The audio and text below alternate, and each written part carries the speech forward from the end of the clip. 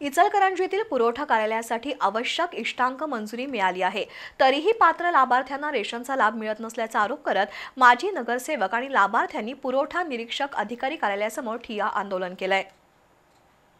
इचलकरंजी इथं जवाहरनगर परिसरातील 117 तर गणपती कट्टा परिसरातील 55 शिधापत्रिका धारकांना अनेक महिन्यांपासून धान्य मिळत नव्हतं। संबंधितांचा फेर सर्वे करून प्रशासनानं त्यांना 59,000 रुपये उत्पन्नाचा दाखला दिलाही होता।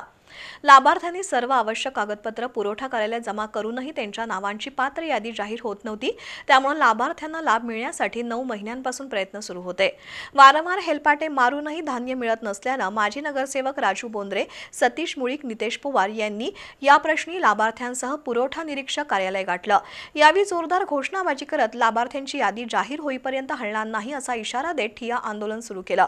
त्यामुळे पुरवठा निरीक्षकांनी संबंधित अधिकाऱ्यांची कान उघाडणी करत सोमवारपर्यंत पात्र लाभार्थ्यांची संपूर्ण यादी जाहीर करण्याचं आश्वासन दिल्यानं आंदोलन मागे घेण्यात आलं। यावेळी बोंद्रे यांनी सोमवारी यादी जाहीर न झाल्यास सर्व लाभार्थ्यांसह पुरवठा कार्यालयातच आणखीन तीव्र आंदोलन छेडण्याचा इशारा दिला। या आंदोलनात लाभार्थी आणि भागातील नागरिक सहभागी झाले होते।